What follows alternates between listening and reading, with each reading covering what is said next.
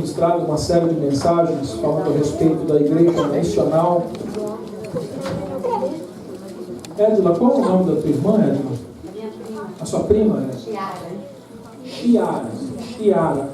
A Edila também pediu oração pela Chiara.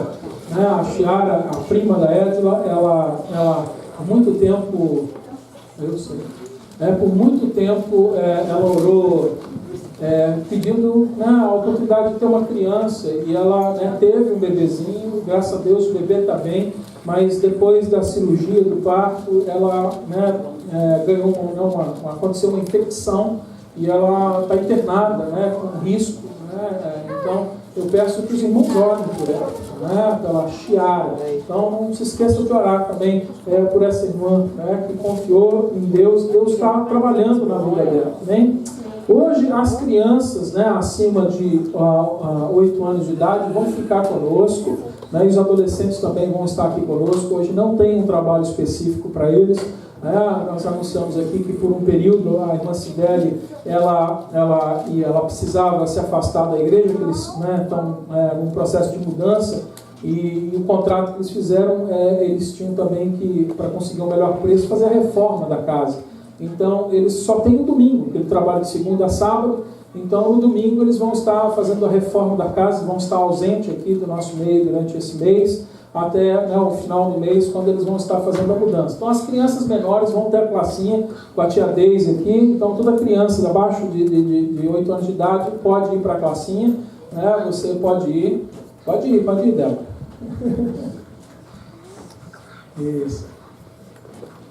As crianças menores já podem seguir, e as maiores vão ficar hoje com a gente, aprendendo a palavra hoje aqui no culto, e os adolescentes também, que normalmente ajudam no culto infantil, vão estar. Nós levantamos um casal, o Wagner e a Lu, que vão estar pastoreando as crianças, iniciando, mas antes da gente dar início de verdade nesse ministério infantil que vai estar zelando pelas crianças, nós queremos preparar bem para que se faça bem feito.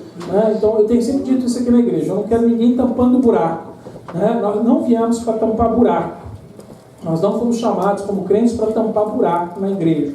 Não é porque tem uma necessidade que alguém tem que ir lá e fazer de qualquer jeito. Não. Se a gente for fazer, a gente vai fazer bem, e fazer com excelência, porque Jesus não veio tapar buraco. Ele é Senhor da igreja. Ele é a nossa provisão. E se hoje não tem a classe, ele vai prover aqui no culto, e ele vai ensinar hoje aqui no culto, porque ele não precisa de tapar buraco. Ele precisa de gente fiel, compromissada com a palavra de Deus. Amém? E com isso, eu quero convocar e convidar pessoas que tenham no coração de nos ajudar no Ministério Infantil.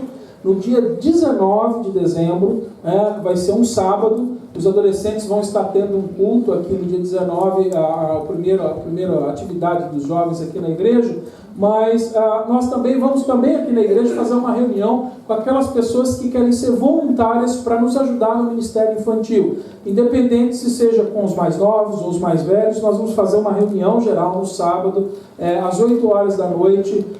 Às 8 horas da noite. Que hora que é o dos jogos? 7.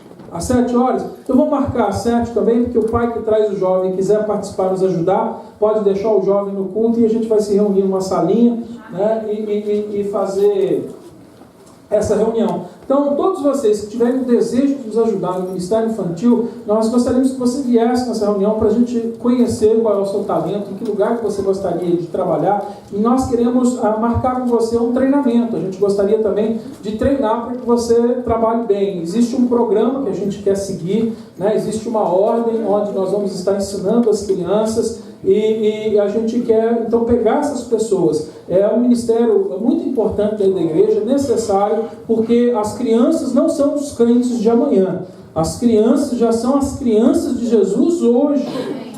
Elas são a igreja de Jesus hoje. Então eu não tenho que esperar pelo amanhã, eu preciso hoje estar ensinando, porque o mundo não para de ensinar as crianças. Nós temos que ensinar porque elas são a igreja de Jesus hoje. Então a gente queria convidar os irmãos para estar com a gente. né? Se você depois do culto já puder me procurar e dizer, pastor, eu quero. E se você não puder estar aqui no dia 19 por algum motivo, se você já tem alguma coisa marcada, já fale comigo que a gente vai ter uma oportunidade de conversar então separadamente, né? Mas se você puder, eu gostaria que você estivesse aqui, né, nesse dia 19 para aprender um pouco com a visão que o ministério tem, para que você possa nos ajudar nisso. Porque se a gente tiver muitos voluntários, todo mundo vai ter oportunidade de servir e de descansar, né? O nosso desejo é que a gente tenha, né, pessoas suficientes para que, né, ajude pelo menos uma semana ou duas ali com as crianças e fique também participando do nosso culto e ouvindo a palavra de Deus, porque também nós não queremos ninguém somente envolvidos fora e não ouvindo a palavra de Deus, amém?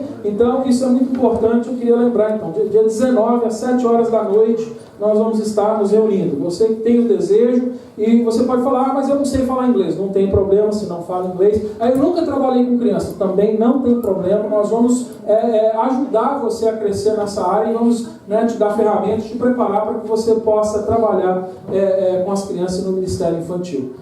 Então a gente tem lugar para quem tem experiência, para quem não tem experiência, para quem fala inglês, para quem não fala inglês. O nosso desejo é que você se disponha. E é disso que nós estamos pregando, né, a palavra de Deus. Eu queria ler com você agora João 17, né, que o que eu estou falando aqui tem tudo a ver com as mensagens que nós temos ministradas. Se você não ouviu, né, essa já é a terceira mensagem dentro desse assunto. Você pode procurar no YouTube as nossas mensagens, né, a Cityview, a Igreja Cityview Norte, e lá nós temos gravado as mensagens. Está sendo colocado, Samuel? Cadê o Samuel? Está aqui dentro cuidando do bebê, né? Então depois eu vou saber. Amém. João 17. Eu vou ler até o versículo 20 hoje. Depois de assim falar, Jesus, levantando os olhos ao céu, disse: Pai, é chegada a hora, glorifica teu Filho, para que também o Filho te glorifique. Assim como lhe deste autoridade sobre toda a carne, para que dê a vida eterna a todos aqueles que lhes têm dado. A vida eterna é esta, que te conheçam a ti, como o único Deus verdadeiro, e a Jesus Cristo, aquele que tu enviastes. Eu te glorifiquei na terra, completando a obra que me destes para fazer. Agora, pois, glorifica-me tu, ó Pai, junto de ti mesmo, com aquela glória que eu tinha contigo antes que o mundo existisse. Manifestei o teu nome aos homens, que do mundo me destes, eram teus, e tu nos destes, e guardaram a tua palavra. Agora, sabem que tudo quanto me destes provém de ti, porque eu lhes dei as palavras que tu me destes, e eles as receberam, e verdadeiramente conheceram que saí de ti, e creram que tu me enviastes. Eu rogo por eles, não rogo pelo mundo, mas por aqueles que me tens dado, porque são teus. Todas as minhas coisas são tuas, e as tuas coisas são minhas, e neles sou glorificado. Eu não estou mais no mundo, mas eles estão no mundo. Eu vou para ti, Pai Santo, guarda-os no teu nome, o qual me destes, para que eles sejam um, assim como nós. Enquanto eu estava com eles, eu os guardava no teu nome, que me destes, e os conservei, e nenhum deles se perdeu, senão o filho da perdição, para que se cumprisse a Escritura. Mas agora vou para ti, e isto falo no mundo, para que eles tenham a minha alegria completa em si mesmo. Eu lhes dei a tua palavra, e o mundo os odiou, porque não são do mundo, assim como eu não sou do mundo. Não rogo que os tires do mundo, mas que os guardes do maligno. Eles não são do mundo, assim como eu não sou do mundo. Santifica-os na verdade, a tua palavra é a verdade. Assim como tu me enviastes ao mundo, também eu os enviarei ao mundo. E por eles eu me santifico, para que também eles sejam santificados na verdade. Eu rogo não somente por estes, mas também por aqueles que pela sua palavra hão de crer em mim. Pai, em nome de Jesus, oramos agora, Senhor, pedindo que o Teu Espírito Santo fale conosco aos nossos corações. O pregador é limitado, mas a Tua palavra é poderosa, Deus Pai. Pai, o meu entendimento, Senhor, é limitado, mas Tu conheces todas as coisas. Tu conheces cada coração neste lugar, e eu te peço que pelo Teu Espírito Santo hoje, Senhor, fale conosco. Que a Tua palavra renove, Senhor, as nossas vidas. Pai, que a Tua palavra nos convença do nosso pecado e traga arrependimento aos nossos corações, Pai. Em nome de Jesus, anuncia, Senhor, hoje aqui, Senhor, a Tua pessoa, a Tua graça, o Teu amor, Deus Pai, e a Tua justiça. Senhor, Pai, faça a Tua obra nos nossos meios, e toda a honra, louvor e glória deste culto entregaremos somente a Ti, Pai, em nome de Jesus. Amém. Amém. Então, há 2 semanas atrás, nós iniciamos aqui a ministração a respeito do que é ser uma igreja missionária. Eu expliquei que eu não estou falando a respeito de uma igreja missionária, mas uma igreja missional, porque a ideia de sermos missionários muitas vezes nos leva a pensar somente em enviar pessoas para longe de nós. E essa ideia não é bíblica, não é correta. Não é só isso que é missão. Missão envolve também a gente se envolver com a nossa comunidade local, com o meio da nossa convivência, com a nossa própria família. Então, missão, na verdade, se inicia no meio da nossa família. Ela começa, em primeiro lugar, dentro do nosso lar. Esses dias eu vi num desses anúncios do Facebook, a Priscila me mandou uma coisa que ela leu de um pregador, acho que foi o Spurgeon que ele escreveu essa frase, e eu não lembro exatamente como era a frase, mas dizia assim mais ou menos, né? Não se preocupem com missões do outro lado do mundo. Primeiro preocupe-se em fazer missão dentro da sua casa. E depois que você fizer a missão dentro da sua casa, então sim envie missionários pelo mundo. Porque a missão, em primeiro lugar, precisa começar com aqueles que estão ao meu lado, na minha própria casa, aqueles que estão perto de mim. E é por isso que eu estou usando a palavra missional, para que a gente desenvolva uma atitude missional na nossa vida, onde cada um de nós, crentes em Jesus Cristo, vamos ter uma atitude de missionário. Eu não preciso ser uma pessoa enviada para um lugar para fazer missão. Eu, como crente, tenho uma missão. Jesus me deu uma missão. Ele me chamou a pregar o Evangelho e fazer discípulos de Jesus. Isso é importante a gente ter em mente. E eu falei rapidamente que esse é o tema da nossa mensagem, tornando-se uma igreja missionária. Já acrescentei mais versículo aí. Na primeira semana eu falei que uma igreja missionária é uma igreja teologicamente correta. Nós vimos isso na passagem que nós lemos, por isso que eu voltei lá no versículo 1, onde ele mostra que os filhos de Deus são aqueles que andam na verdade, e a palavra de Deus é a verdade, e não tem negócio com a palavra de Deus, com a verdade. Então, uma igreja missional é uma igreja teologicamente correta. Falei também que uma igreja missional é culturalmente relevante. Foi o que eu preguei na última vez. Falei que era necessário que nós nos tornássemos pessoas relevantes. Ou seja, que a gente não mude a mensagem do Evangelho, mas que a gente tenha liberdade de levar essa mensagem de maneiras diferentes. Dei aqui o exemplo dos presentes. Os presentes sumiram. Levaram meus presentes. Tá aqui. Não. Ninguém levou os presentes embora. Eu brinquei. Vou usar aqui a mesa da ceia por um minutinho. Então, dei um exemplo aqui. Dependendo da audiência, tem gente que ia preferir escolher o presente bonito, assim, embrulhado. Em outras audiências, talvez a pessoa escolhesse esse bem mais simples. E a gente viu que, para ser relevante, é isso, nós identificarmos como cada cultura e cada grupo de pessoas recebe as coisas e a gente entregar de uma maneira que essa pessoa receba. O que não podia mudar é o que estava dentro do embrulho, o Evangelho de Jesus Cristo. O embrulho pode mudar, mas não pode mudar o conteúdo. Então foram os 2 primeiros pontos da minha mensagem: sermos teologicamente corretos, mas sermos uma igreja relevante. Mas agora a gente, quando chega no versículo 19, nós ali somos chamados a desenvolver também santidade. E esse vai ser o terceiro ponto da minha mensagem hoje. Mas antes de entrar nesse ponto, eu quero fazer uma pequena introdução. Por quê? Porque hoje, infelizmente, a nossa ideia de igreja é que ela existe para o nosso benefício. Que a igreja existe para o benefício dos seus membros. Mas essa não é o propósito de uma igreja existir. A igreja, ela existe para beneficiar o mundo, que através dos seus membros o mundo seja beneficiado. E hoje em dia a gente está vivendo como se a igreja só tivesse que trabalhar para os crentes, para os da fé. A igreja existe para mim. Então eu vou porque eu quero um bom louvor. E aí é assim que eu escolho uma igreja. Hoje as pessoas estão escolhendo, não, lá tem um bom louvor, tem um bom grupo de louvor, então vou para aquela igreja. Se o louvor é muito simples, não tem muito instrumento, não é o estilo que a gente gosta, então eu vou procurar outra igreja. Porque nós estamos procurando ser servidos e não estamos procurando servir. É a nossa ideia. E infelizmente tem tomado conta do mundo evangélico hoje.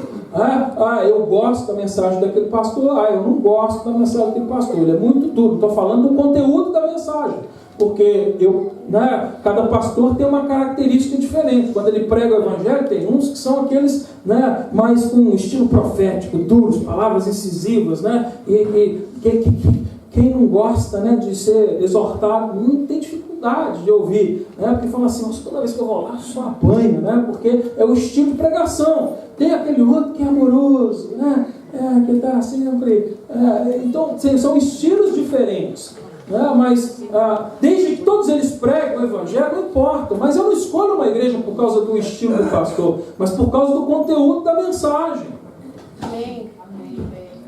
Mas se eu estou procurando ser servido, aí eu busco uma igreja querendo satisfazer uma necessidade minha. E não uma igreja onde eu possa ser útil e servir no meio da comunidade e do mundo que eu estou. Porque Jesus disse, eu não sou deste mundo, mas nós estamos neste mundo.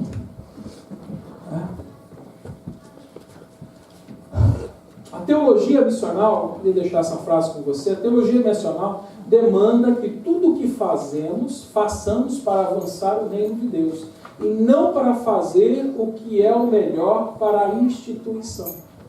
Hoje em dia, muita igreja está vivendo para si mesma. Ela pensa assim, vamos ver o que é melhor para a igreja. Vamos ver como é que nós vamos fazer as coisas para que a igreja cresça. Vamos ver para que a gente possa ter melhores instalações. A gente vive para a instituição. Mas a teologia missional coloca o reino de Deus antes da instituição igreja. Porque o mais importante é avançar o reino do que fazer a igreja local crescer. É bom a gente ter um lugar onde a gente possa estar sentado e confortável. Mas a igreja verdadeira, ela tem consigo a essência de Cristo. E Cristo não tinha onde nem reclamar a cabeça. E nem por isso ele deixou de se reunir com a igreja.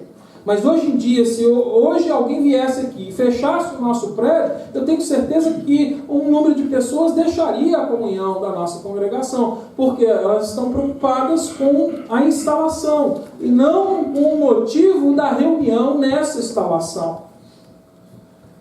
Muitas igrejas estão hoje dedicando grande parte do seu dinheiro, e grande porcentagem de tudo aquilo que arrecada para sustentar um prédio, uma estrutura, e não em avançar o reino de Deus, em lançar novos missionários e abrir novas frentes missionárias e ajudar as pessoas necessitadas. Como a palavra diz, nós temos que cuidar das viúvas. 70%, 80% do orçamento da igreja vai para a instituição. E 10%, 15% para o avanço do Evangelho de Jesus Cristo. Como eu disse, eu acho que chegou uma hora, depois de quase 2 anos nós nos reunimos neste lugar, de nós definirmos algumas coisas para saber onde é que nós queremos chegar. Se nós queremos ver o reino de Deus ser implantado e a vontade dele ser feita, a gente vai ter que viver algum desconforto. Porque ser missional gera desconforto. Ser missional gera eu abrir mão daquilo que é bom para mim, para fazer aquilo que é melhor para o outro. Aleluia. Foi aquilo que nós pregamos aqui em Filipenses durante várias semanas, indo versículo por versículo. Humildade.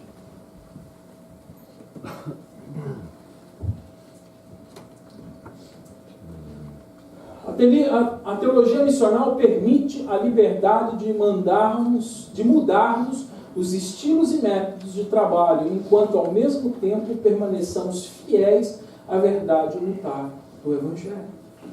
Ou seja, eu falei também aqui que uma igreja missional é uma igreja que está disposta a mudar. Sempre. Se a gente tiver que virar o púlpito para o lado de lá, para melhorar, para que possa ganhar o maior número de pessoas, a gente vira. A gente não está preso. E tem igreja que, se você mudar a bandeira de lugar que um dia alguém colocou ali em 1950, a igreja entra num conflito, numa reunião, e manda o pastor embora.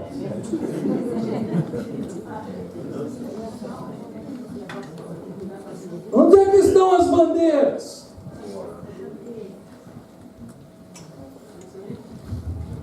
Não existe?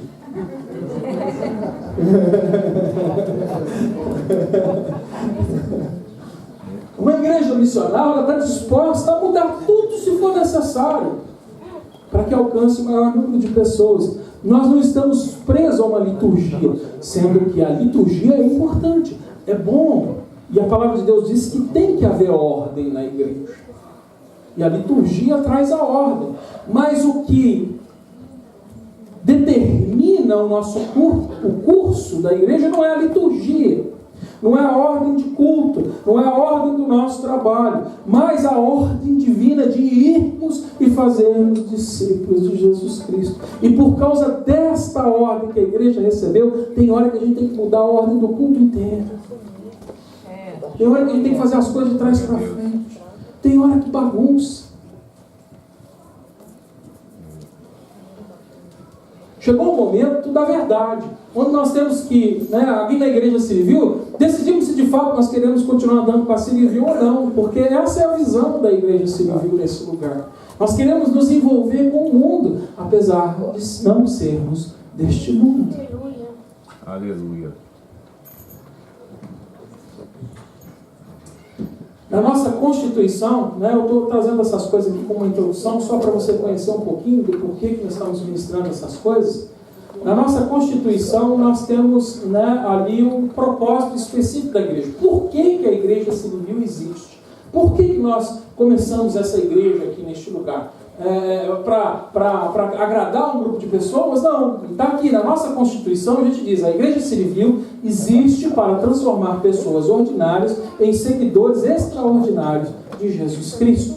Como nós vamos fazer isso? Evangelizando o perdido, equipando os santos através do ensino prático e sistemático da Bíblia e o treinamento relevante da vida cristã, ajudando a estabelecer igrejas cristocêntricas ao redor do mundo através de um programa missionário energético e investir em nossa comunidade local de maneira tangível que honram o nosso Senhor. Não consigo não ler o resto. Jesus Cristo. Então, nós temos um propósito específico para que a gente possa trabalhar como um missionário na nossa comunidade, levando gente que não conhece o Senhor a conhecer o Jesus e viver de uma maneira extraordinária. Nós temos um princípio, nós temos uma direção como igreja para que a gente alcance estas coisas. E aqui a gente tem 4 coisas práticas que nós estamos desenvolvendo na igreja. E tudo que a gente faz na igreja está ligado com isso, para que a gente possa cumprir a nossa missão principal.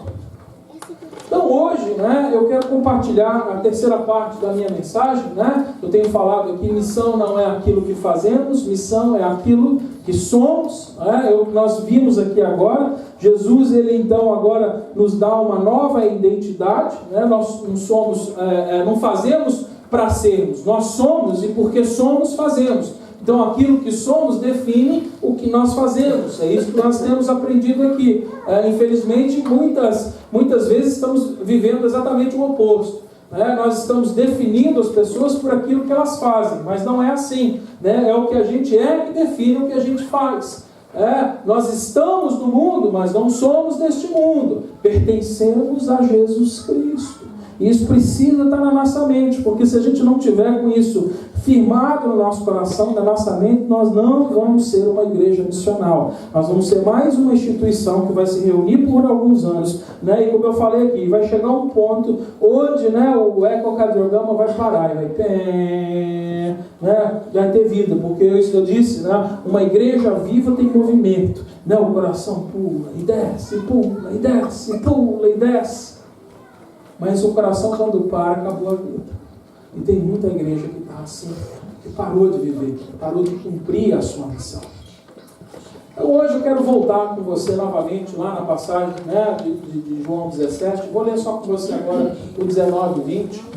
E no terceiro ponto da nossa mensagem, nós vamos falar sobre isso. Uma igreja missional é santa, não moralista e legalista. Vamos ver o que isso significa, né? Vamos ver o que a palavra de Deus vai ensinar para a gente através dessa mensagem. Então eu quero ler só esses versículos novamente. Versículo 19 diz: e por eles eu me santifico, para que também eles sejam santificados na verdade.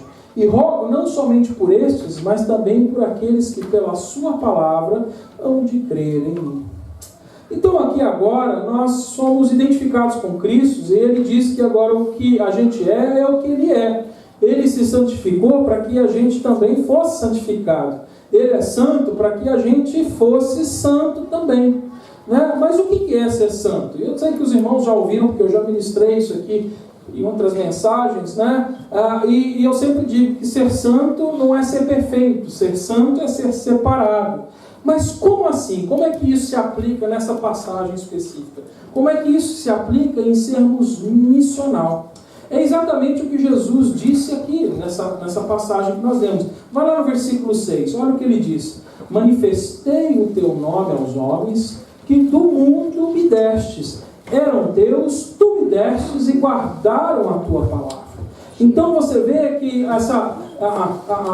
o ser santo é o fato de nós ter sido separados pelo próprio Senhor para pertencer a Ele mesmo. É isso que nos faz santo. Não é a nossa atitude. Né? Tem crente que anda até com a cabeça de lado. Né? Minha Bíblia não está aqui. Né? Mas ele põe a Bíblia debaixo do braço.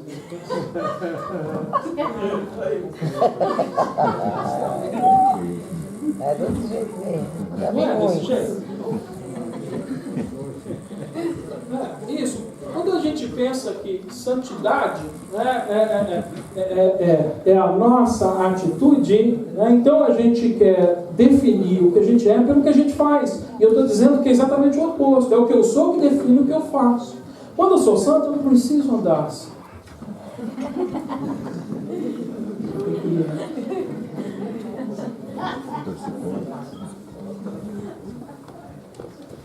Ser santo é uma posição, é uma identificação.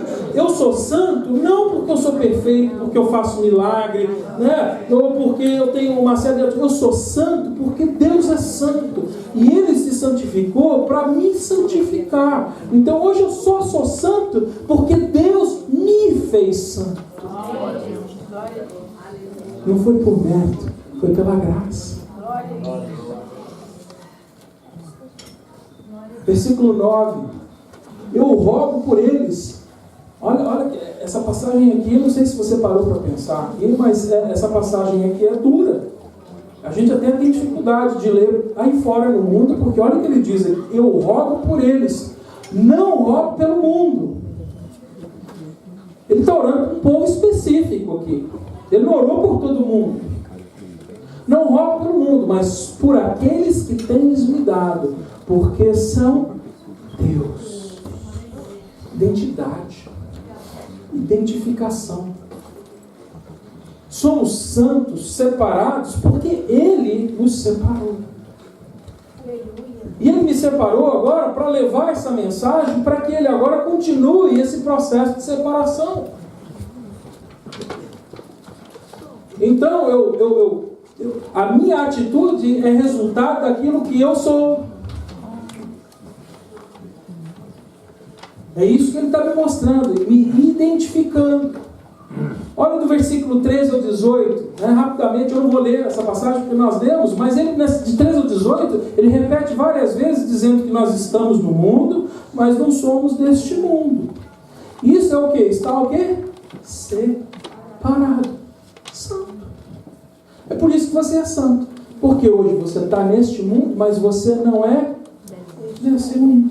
Você está separado. Jesus veio e te tirou desse mundo. Ele entrou na sua história, entrou na sua vida e te tirou desse mundo. Porque a palavra de Deus diz que o mundo jaz no maligno. O mundo está condenado. E o mundo vai ser destruído. Mas o que ele fez? Ele veio e te santificou. Ele te separou do mundo. Ele te tira deste mundo que está condenado. Ele te livra da condenação através do sacrifício de Jesus na cruz do Calvário. E te dá agora uma nova identidade. E te dá com isso também um novo lugar. E com isso nós temos agora também o quê? Uma nova nação. Fomos separados. Estamos no mundo, mas não somos deste mundo. É o que eu brinco, Os jovens talvez não escutaram ainda, mas olha, jovens, young people, a próxima vez que alguém virar para você e falar assim, você é um ET, você fala, eu sou mesmo. Porque eu estou nesse mundo, mas não sou deste mundo. Aleluia.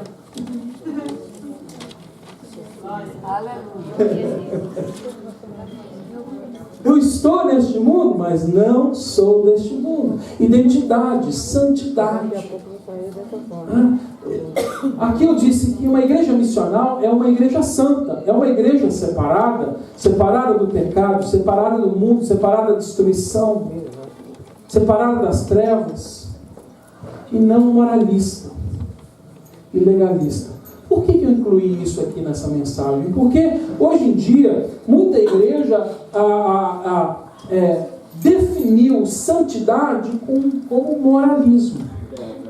E o que é ser um moralista? O dicionário diz assim, moralista é uma pessoa que segue e prega com rigidez os princípios de retidão moral ou bons costumes e não os pratica. Eu estava lendo um livro um tempo atrás e eu não lembro quem era o livro que eu li, mas o autor ele dizia assim, o moralista ele é como um sinal de estrada que aponta o caminho para uma cidade. Você vai numa estrada, você tem um sinal de trânsito que aponta para lá está a cidade tal. Ele falou, o moralista é que nem esse sinal, ele aponta para a cidade, mas ele nunca chega lá. Ele nunca vai lá. Isso é o moralista. E hoje em dia as igrejas estão cheias de gente moralista. De pessoas que estão vivendo uma santidade superficial. São pessoas que estão apontando para os outros qual é o caminho, estão dizendo e ditando regras e impondo alguns usos e costumes e uma série de tradições no meio da igreja, mas essas pessoas não vão até este lugar. São os moralistas. Elas zelam pelos bons costumes, coisa boa, não é verdade? Elas zelam pelas coisas boas, mas elas mesmas não praticam. Isso é moralismo. E uma igreja não vive de moralismo. Uma igreja vive de santidade. E santidade não é definido por aquilo que eu faço, mas por aquilo que eu sou. Glória a Deus. Vocês estão entendendo isso? Eu já falei para os irmãos aqui na escola dominical que eu estou lendo com a minha filha o livro de O Peregrino. O livro Peregrino foi escrito por volta de 1600, eu não sei exatamente a data que ele foi escrito, no tempo medieval, na Inglaterra, pelo John Bunyan, e ele naquela época, a igreja da Inglaterra se separou da igreja católica romana, mas criou uma igreja estatal, então o rei era a autoridade suprema sobre a igreja. E nesse processo ele aceitou ideias da reforma que vinham acontecendo naquela época, esqueci o nome, fala de novo? Savonarola, né? O nome dele é um espanhol, né? Um padre espanhol que ministrava a graça e pregava a palavra de Deus e estava trazendo o entendimento da verdade da palavra e pregando na língua que o povo entendia na época. Naquele tempo não podia fazer isso, só podia pregar, né, em latim, né? E as pessoas não conheciam mais a língua, então ninguém nem sabia o que você estava pregando, né? Nem estava orando, nem estava falando. Você só fazia lá o sinal da cruz e repetia uns filhos, recebia um negocinho e saía de lá do jeito que você entrou, sem entender nada. Você sabia, né? Disseram para você que você era cristão, você falava, sou cristão.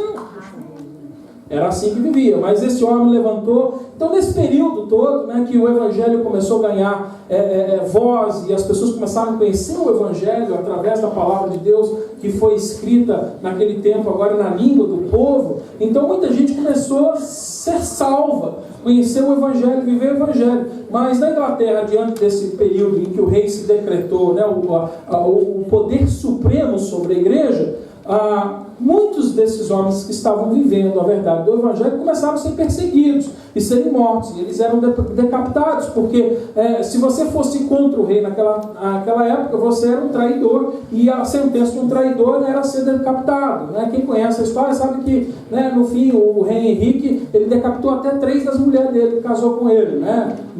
2 delas eram crentes, né? Porque quando ia contra a vontade dele, ele ia lá e cortava a cabeça.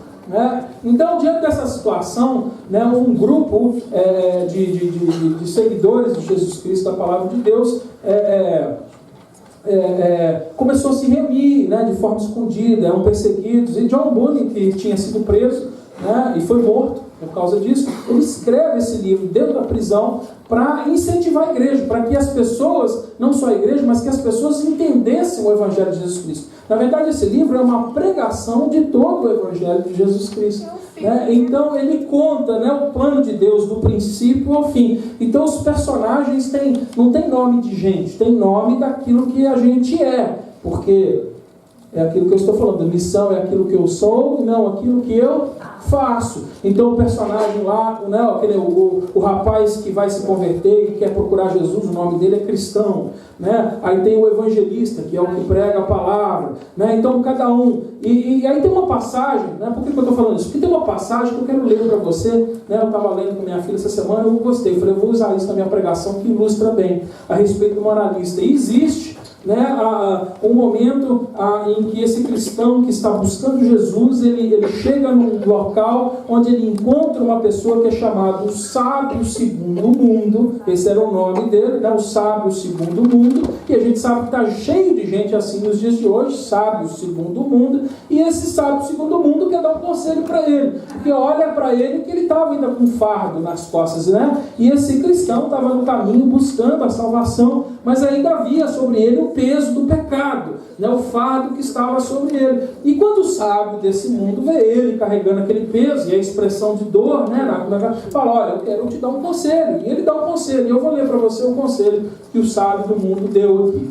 Né? Então aqui ele diz o seguinte: ora, numa vila distante chamada Moralidade, mora um cavaleiro cujo nome é Legalidade, homem muito sensato, de boa reputação, muito ilibada, um homem sem, né, ilibada, sem discussão, né, perfeito, que tem a capacidade de ajudar a aliviar os homens dos fardos, como os seus, que carregam os ombros. Pelo que sei, ele já fez isso muito bem. Além disso, continuou o sábio, ele sabe como curar aqueles que se acham com a mente um tanto perturbada por conta dos fardos que carregam. E a ele, como disse, que você deve procurar. Ele vai ajudá-lo prontamente. Sua casa não fica mais de 1,5 km, e se ele mesmo não estiver em casa, seu filho, um jovem muito bonito, chamado Urbanidade, é tão perito nisso, a propósito, quanto o próprio pai idoso. Garanto-lhe que ali você poderá encontrar alívio do seu fardo. E digo mais, acrescentou o sábio segundo o mundo, se você não estiver disposto a voltar para a sua antiga casa, como de fato eu não desejaria que você fizesse, poderá mandar buscar sua esposa e os seus filhos e instalar-se nessa vila. Nela há hoje casas vazias, uma das quais você pode conseguir por um preço razoável. Ali também encontrará mantimentos bons, baratos. E o que irá tornar a sua vida mais feliz é que com certeza ali encontrará vizinhos sinceros, confiáveis, educados. Não sei se você prestou atenção nessa passagem, né, que a gente leu do conselho do sábio segundo esse mundo. Para mim esse conselho parece muito com o que muito pastor anda pregando no púlpito. Ensinando a igreja. Vem para Jesus e você vai ser feliz. Vem para Jesus e Deus vai preparar tudo para você. Ele vai te prosperar, vai te dar uma casa, um carro lindo. Você vai ter vizinhos maravilhosos. Gente sincera, confiável, educada. Moralidade. Legalismo. E tem muita gente hoje vivendo a fé em Jesus Cristo dessa maneira. Baseado na moralidade, mas não no senhorio de Jesus Cristo. Baseado no legalismo, mas não na verdade da palavra de Deus. Você pode me perguntar, mas qual o problema nisso? Não são as qualidades que um crente deveria ter? Ser sincero, confiável, educado? Sim, todas estas coisas são boas. Mas se Jesus não estiver presente, nada disso tem valor. Se Jesus não for o fundamento da nossa vida, se Jesus não for a base, não adianta a sinceridade, a bondade. Por que não adianta nada disso? Porque eu não estou num relacionamento correto com Cristo. O meu relacionamento com Jesus não é através de moralidade e legalismo. Meu relacionamento com Cristo é através de um relacionamento baseado na graça pela fé.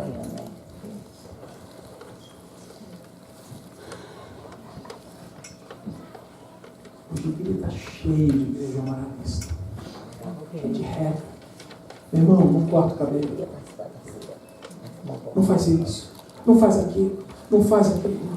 Mas quando eu vou para o Evangelho de Jesus Cristo, o Evangelho de Jesus Cristo diz assim: podemos todas as coisas, mas nem tudo me convém. Aí é que vem o problema. Porque não é o que convém para mim, é o que convém para Deus. Como é que eu lido agora com essa liberdade de saber que eu posso todas as coisas, mas tem coisa que não convém eu fazer por causa de Deus? E é muito difícil viver com essa liberdade. E aí a gente às vezes prefere encontrar um lugar onde as pessoas começam a dizer para a gente: não, você tem que fazer isso, isso e isso. Porque você fala assim: não, me deram a lei, eu sigo a lei. Pronto. Não.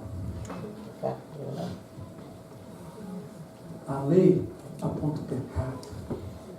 A graça traz a justiça de Deus. A lei condena o mal. A graça revela o amor de Jesus Salvador. Glória a Deus. Glória.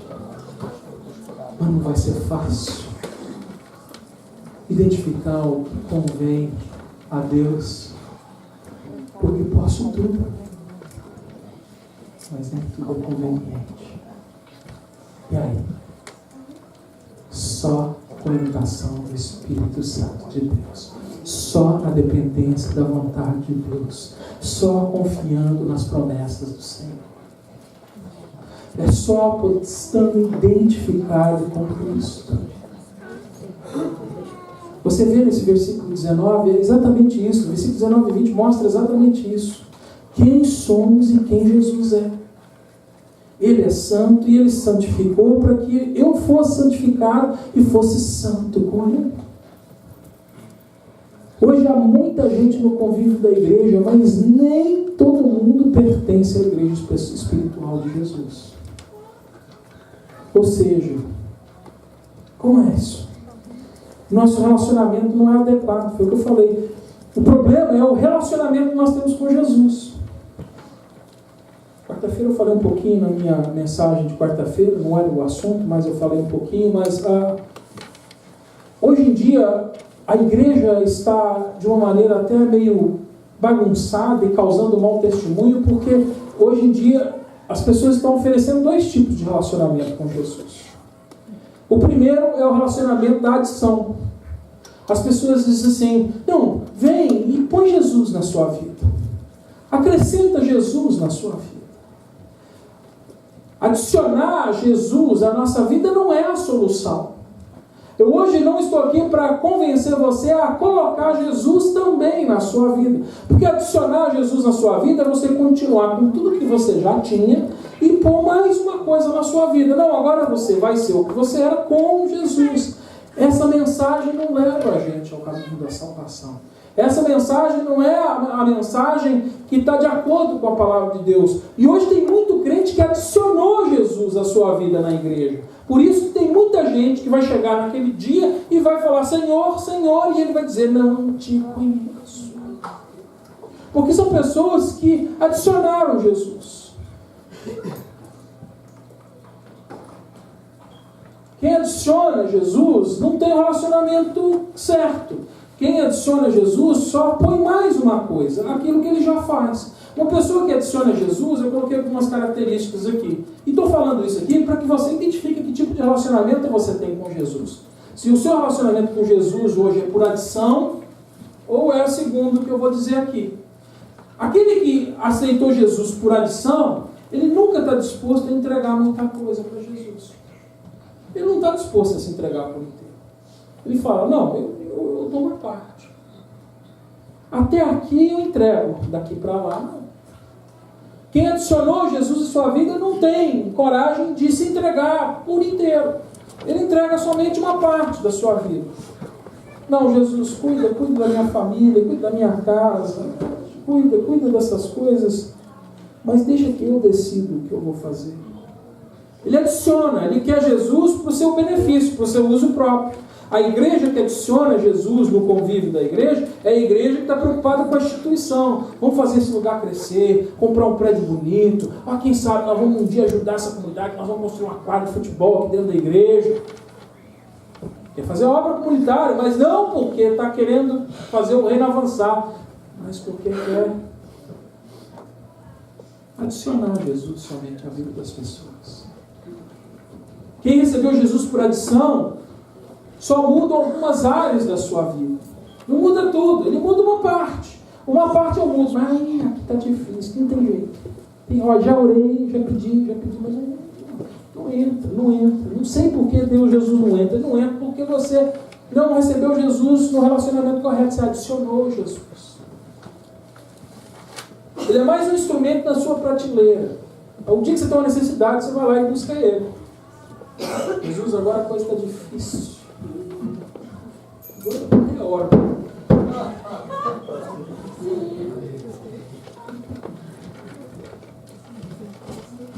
Jesus é bom, misericordioso.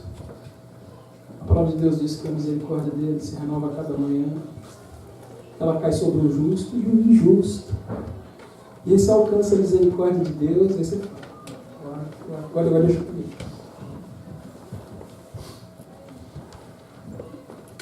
Quem adiciona Jesus não tem amor pelas almas, só quando o exemplo é assim. Tem gente que só prega para a família, porque tem um interesse, né? Eu quero ver meu pai e minha mãe salvos. Isso interessa. Isso não é amor pelas almas. Eu quero ver meus irmãos, as pessoas que eu amo salvos. Quem adicionou Jesus à sua vida só prega para quem conhece, para quem ela gosta, para quem ela tem amor. Só quando a oportunidade é muito boa. Não, agora a oportunidade é boa, agora eu vou pregar.